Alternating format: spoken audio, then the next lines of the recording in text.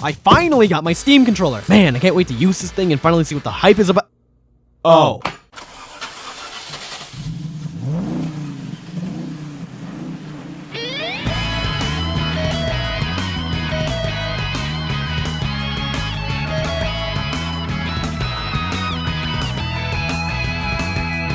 Yeah, before we talk about Valve's latest and greatest, we need to talk about Valve's not so latest and greatest. The new and shiny Steam controller is not Valve's first attempt at a controller. Case in point. About a decade ago, Valve took their own spin on making a controller for the first time, trying to do things no controller has done before. I mean, look at it.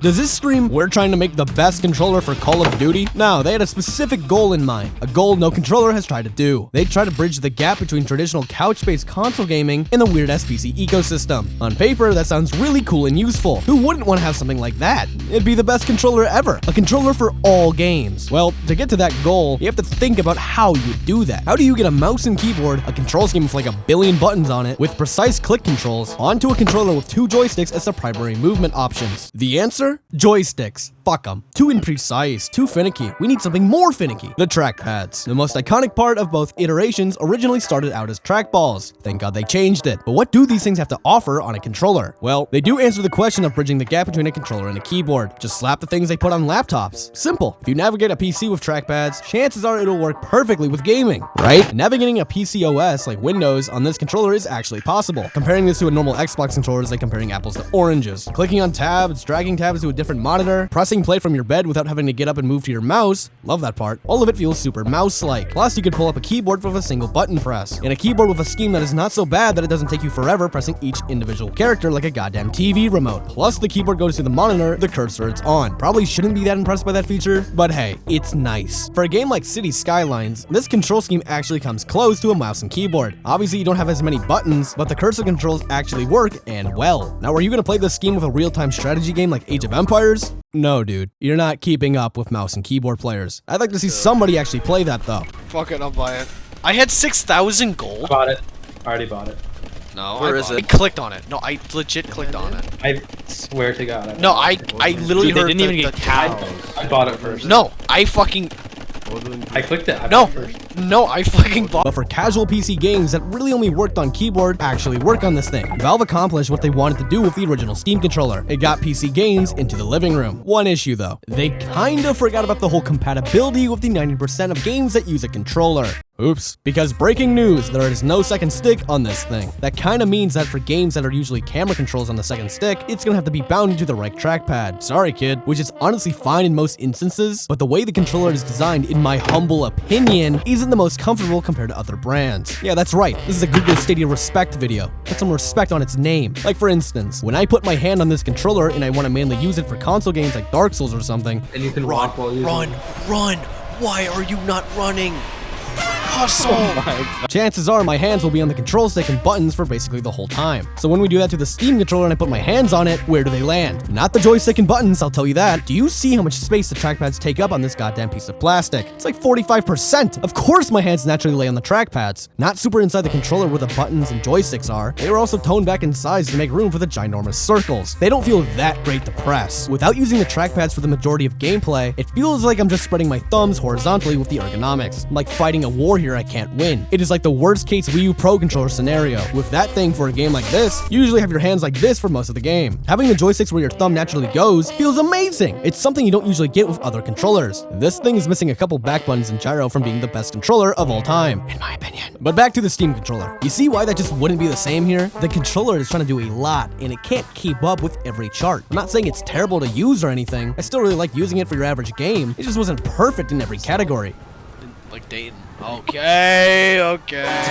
For a revolutionary controller like this, I think it's good that they took sacrifices to try something new. In this boring-ass industry, when's the last time a big-ass brand like Valve went out and did something wacky like this? Or I guess that's not even a good word for it because the risks they took benefited them tremendously. They found a whole new way to experience PC gaming, and then they just made it even better, years later. That's what you get for trying to innovate. These Xbox One and Series X controllers look the exact goddamn same. PlayStation used the same design for 3 actual decades, and the 2 different controllers are are pretty much the same. Nintendo even got into the boring-ass controller mix, with the Switch 2 being basically the same thing as the Switch 1, except they have different texture now. Good for them. If you take away from this video that I'm being negative about the Steam controller, you are wrong. This shit is awesome, and I'm so happy it exists. This industry is on the brink of just having white rice and chicken every single year. We need to try out the new shit. Ooh, all that praise, but damn, my hands hurt. I'm saying all of this 11 years later with another iteration. Was I living under a rock or something, or was this thing not talked about enough? Why haven't I heard anything about this controller since like 2015? I get people still use theirs from back then, but they discontinued it years ago. Why? Well, a couple of really fun things. Good old lawsuits. Love them. Yeah, it turns out with Scuff, the company that made all those Fortnite controllers, they found out that Valve put back buttons on the back of the controller, and they were like, hold on, we have a patent for that.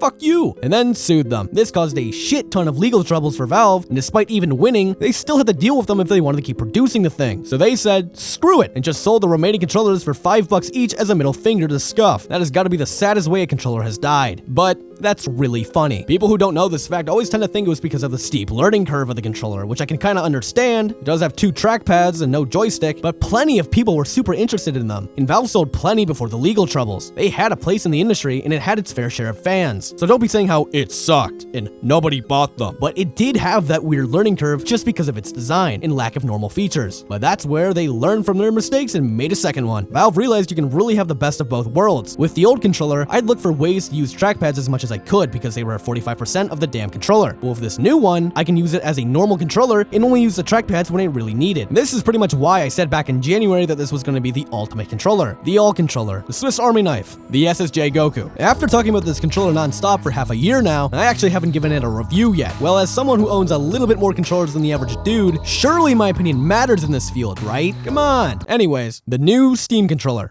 It's good. Big thumbs up from me. It's like a culmination of every controller's best positives in one machine. An excellent feel in the hands like an Xbox controller. A D-pad as good as the SNES controller. Joysticks as good as the 8-bit TMR sticks. Trackpads like the original Steam controller. A build quality that feels premium. Buttons that are satisfying but quiet. Back buttons galore. Plus it's 4, so Scuff can't do anything about it. Great software compatibility. 2.4 gigashits dongle that seems seamless. What is there to say about this controller other than it's the best controller you could possibly buy on the market? Seriously, with all the features a controller can have, what doesn't this one have? No headphone jack? An NFC reader? Oh no? I was gonna make a full review on this thing, but there really isn't much to talk about because it's literally just all positive. Well, besides like a few things. Switching from the original to the new actually took a little more time than I thought. The trackpads are actually bigger on the original, so I found myself running off the squares more than I thought I would. The controls were also slightly different, with the left click not being middle mouse. This led me to completely changing the entire scheme to how I like it. So on my new Steam controller 2, I changed everything. An alt-tab button, D-pad being the scroll wheel, right stick being directional keys. With more buttons, it just simply means more commands. My tweaked out scheme, it feels like I'm using a goddamn TV remote, but one I know all the actual answers for. Explaining this to a friend would not be easy. One complaint though, or I guess maybe I'm just not used to it, but the slanted trackpads are kind of hard to get used to when everything else is straight on. I find myself just constantly auto-centering to a normal up and down. It was designed so you don't have to do that extra step, but my mind doesn't care, and just does it anyways. Are these super minimal issues?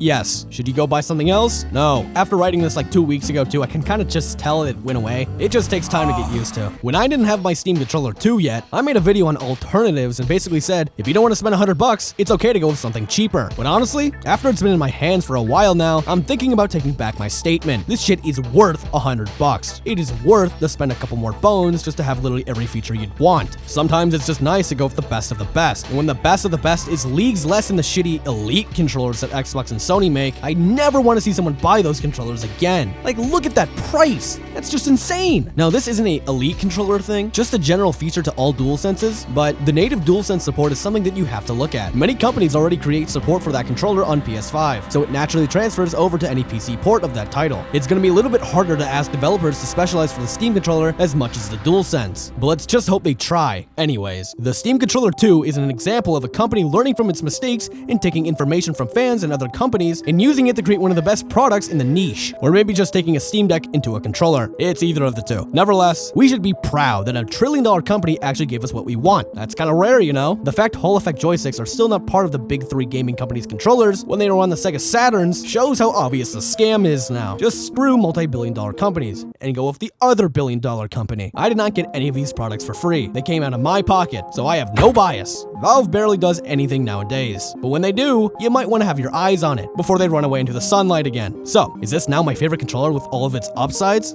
Close second.